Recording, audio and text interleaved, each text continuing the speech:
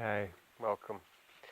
Welcome today to a reflection about when someone you love has an addiction, when someone you know has an addiction, someone close to you.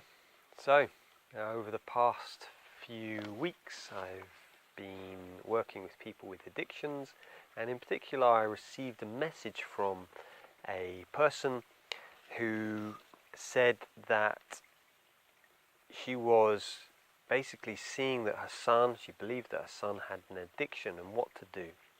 So I answered by message, but I also thought I would make a reflection about what we can do when we know that someone who's close to us, a loved one, maybe a friend, has an addiction.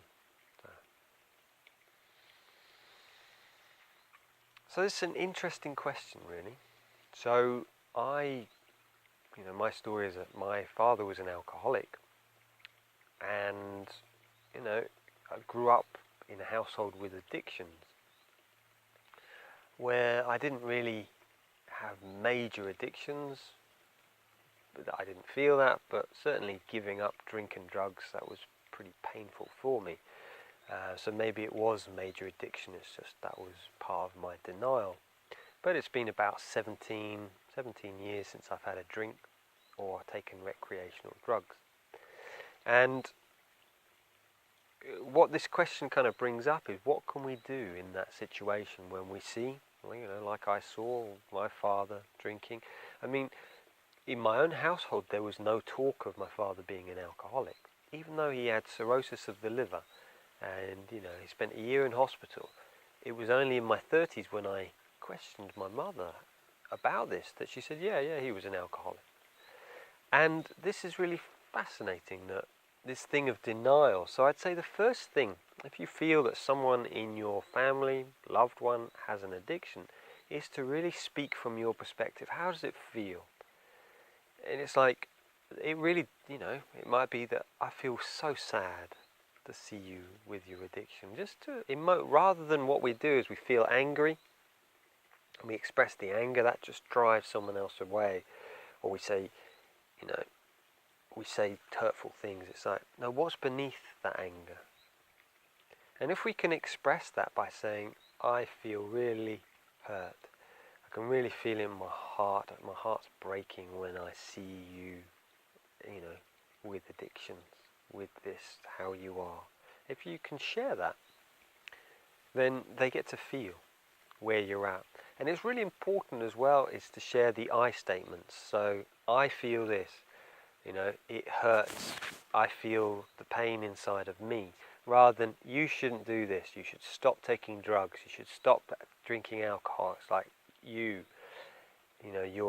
wrong, you're bad, you should change. It's like Gabor Mate, someone reflected to me, said recently about, you cannot change someone who you love, and when they have an addiction, you can't change them.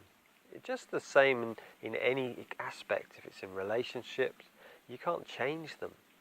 You can only change yourself. You can share the I statements, this is how it makes me feel, but it's up to you to change. So I think that's really important, and really important is, share what you feel, use I statements, and then do your inner work.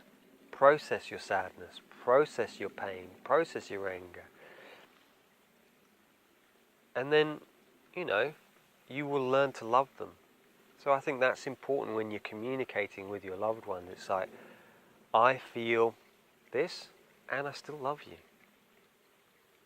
I feel pain, I feel really hurt, I feel sadness, and I love you. I still love you. It's like loving them unconditionally, rather than these conditional elements. So I think that's basically, what I wanted to share about this. When someone you love has an addiction, it's like, these three levels. What's beneath the anger, sharing that, using I statements, and then third thing is doing your own work. And that might be Ho'oponopono. I love you, thank you, please forgive me, I'm sorry.